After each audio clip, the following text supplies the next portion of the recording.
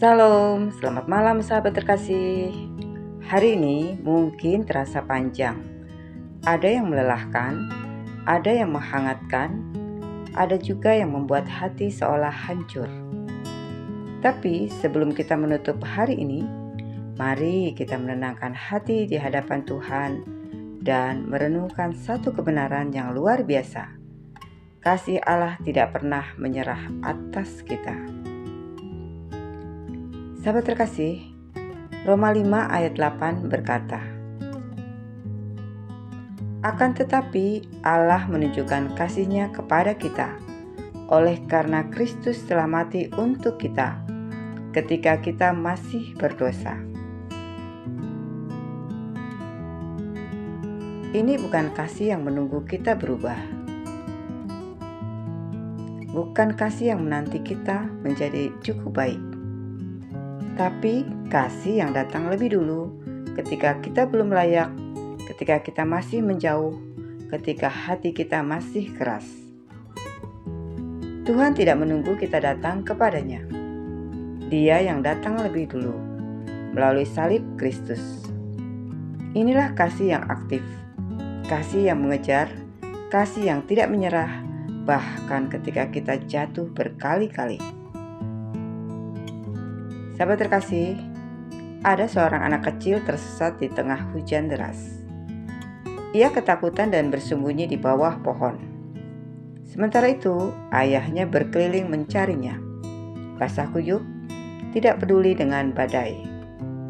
Ketika akhirnya sang ayah menemukan anaknya, ia tidak marah, hanya memeluk erat dan berkata, "Ayah sudah di sini, kamu aman sekarang."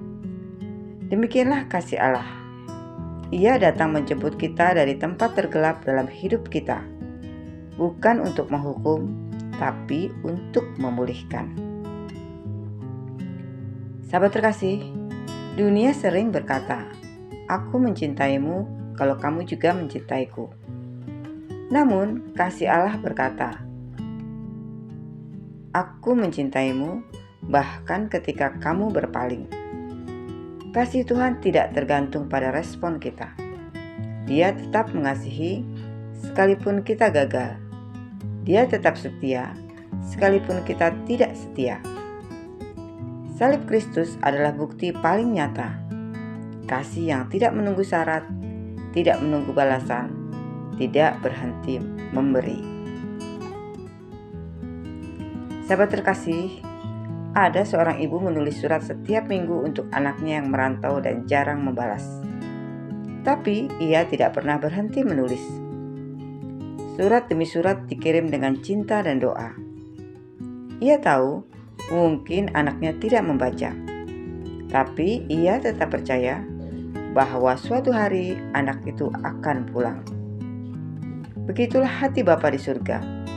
Dia terus menulis kepada kita melalui firman Tuhan, melalui kejadian sehari-hari, bahkan melalui kesunyian malam seperti ini, mengingatkan bahwa kasih-Nya tidak pernah berhenti memanggil. Sahabat terkasih, kasih yang sejati bukan hanya mengampuni, tapi juga mengubahkan. Ketika seseorang sungguh sadar bahwa ia dikasihi tanpa syarat, hatinya mulai lembut. Rasa bersalah berubah menjadi syukur. Ketakutan berubah menjadi keberanian, dan hidup yang dulu jauh dari Tuhan mulai pulih pelan-pelan. Sahabat terkasih, ada seorang penjahit tua yang ahli memperbaiki pakaian. Suatu hari, seorang pemuda membawa jaket lamanya yang robek parah. Ia pikir jaket itu sudah tidak berguna. Namun, sang penjahit berkata, masih bisa diperbaiki.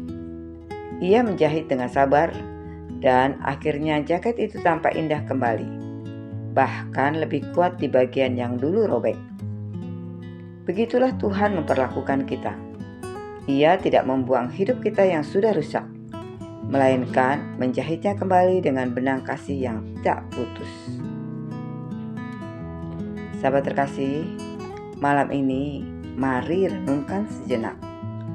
Adakah bagian hidup kita yang terasa terlalu rusak untuk diperbaiki? Apakah ada rasa bersalah yang membuat kita menjauh dari Tuhan? Tuhan tidak menunggu kita sempurna. Ia datang malam ini untuk memeluk kita kembali, mengatakan, "Aku masih mengasihimu. Aku belum selesai bekerja dalam hidupmu." Sahabat terkasih, mari kita berdoa bersama. Bapa yang penuh kasih, terima kasih karena kasih-Mu tidak pernah menyerah atas kami. Engkau tetap setia, bahkan saat kami tidak setia. Ampuni kami yang sering menjauh, dan tolong kami untuk kembali kepadamu malam ini. Ajarkan kami untuk percaya bahwa kasih-Mu cukup untuk memulihkan, menguatkan, dan menuntun kami di jalan-Mu. Dalam nama Tuhan Yesus Kristus, kami berdoa dan mengucap syukur. Amin. Sahabat terkasih, terima kasih sudah mengikuti renungan malam ini. Jika firman Tuhan ini menyentuh hatimu, jangan lupa untuk klik like, komen, subscribe, dan share ya, agar kasih Tuhan menjangkau lebih banyak orang. Sampai jumpa di renungan malam berikutnya. Selamat beristirahat. Tuhan Yesus memberkati.